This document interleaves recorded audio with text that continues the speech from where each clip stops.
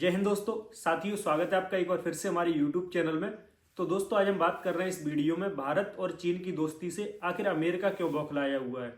America के विदेश मंत्रालय के प्रवक्ता ने यह बयान दिया है कि भारत को NSG यानी कि जो परमाणु आपूर्तिकर्ता देश हैं उनके द्वारा कितना ईंधन दिया जाना चाहिए, इस पर लिमिट लगाने की बात अमेरिका ने कही है। आखिर अमेरिका हमसे चिढ़ा क्यों है, अमेरिका को क्या प्रॉब्लम हो रही है? तो दोस्तों, इसका जो मुख्य कारण है, अमेरिका कहीं ना कहीं भारत के उभरती हुई अर्थव्यवस्था के कारण परेशान है। जैसे ही चीन से था उसी तरीके से अब भारत से धीमे धीमे अमेरिका परेशान होने लगा है। क्योंकि भारत, आपको दोस्तों पता होगा, 5th largest economy in the world, यानी कि तेजी से उभरती हुई महाशक्ति है भारत। और इसी साल लगभग 25 या 26 के अंत तक हम जर्मनी और जापान को पीछे छोड़कर दुनिया की तीसरी सबसे बड़ी अर्थव्यवस्था बनने वाले हैं। और चीन तो दुनिया की दूसरी सबसे बड़ी अर्थव्यवस्था है ही है।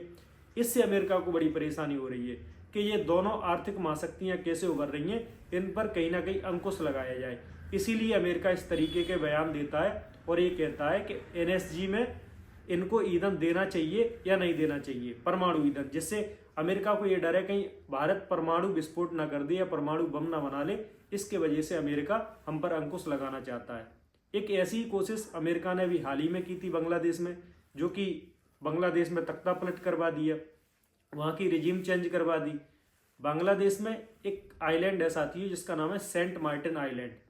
सेंट मार्टिन आइलैंड को अमेरिका लेना चाहता था और शेख हसीना जी से बोला था अमेरिका ने कि हमको ये आइलैंड दे दो, हम भारत और म्यांमार के बॉर्डर पर, यानी कि बर्मा के बॉर्डर पर एक क्रिश्चियन देश बनाना चाहते हैं, लाइका इजराइल, वो, ताकि वहां से भारत और चीन को कंट्रोल कर सके। देखिए अमेरिका की अब चालाकी। तो कहीं ना कहीं ये चीजें भारत के और चीन के समझ में आ रही थी। उन्होंने शेख हसीना को टेकल किया और जब शेख हसीना ने साफ अमेरिका से मना कर दिया कि हम आपको आइलैंड नहीं दे पाएंगे, तो वहां पर तख्ता पलट करवा दिया। ठीक है, ऐसे ही साथियों कनाडा के माध्यम से अमेरिका ने कोशिश की थी भारत को कंट्रोल करने की, लेकिन कनाडा के तो अजीत डोभाल जी ने ऐसा इंजेक्शन लगाया है कि उनके समझ में भी नहीं आ रही है कि अपना दर्द बताएं तो कहाँ बताएं।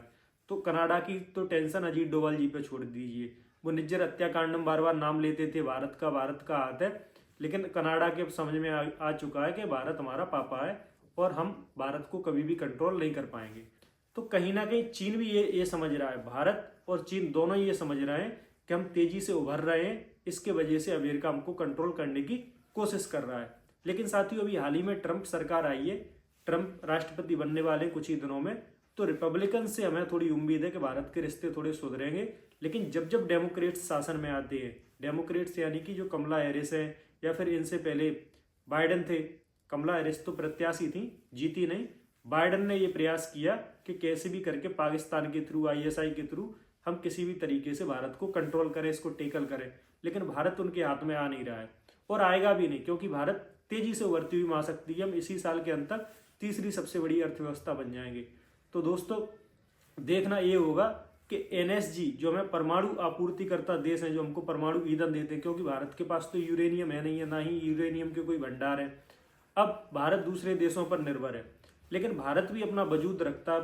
भारत भी एक आर्थिक महाशक्ति है और जो यूरेनियम सप्लायर देश हैं उनको भी कहीं ना कहीं पता है कि हमारे बाइलेटरल भारत से संबंध तभी तक रहेंगे जब तक हम यूरेनियम उसको आपूर्ति करते रहेंगे। तो अमेरिका के कंट्रोल में इतनी बात है नहीं है। लेकिन हाँ, ट्रंप से हमें थोड़ी सी उम्मीदें जरूर है और उम्मीद है कि ट्रंप शासन में हमारे रिश्ते बेहतर होंगे, शायद भारत NSG का सदस्य भी बन जाए। तो दोस्तों, यही था इस वीडियो में, जिसमें हमने आपको बताया किस तरीके से चीन और भारत की दोस्ती की वजह से अमेरिका नाराज सा हो रहा है। लेकिन ट्रंप के आने से थोड़ी उम्मीदें जरूर जगी हैं भारत की, और उम्मीद हमारे रिश्ते बेहतर होंगे। फिलहाल दोस्तों, इस वीडियो में इतना ही। मिलेंगे आगे भी ऐसी ही रोचक घटनाओं के साथ। तब तक जय हिंद, जय भारत।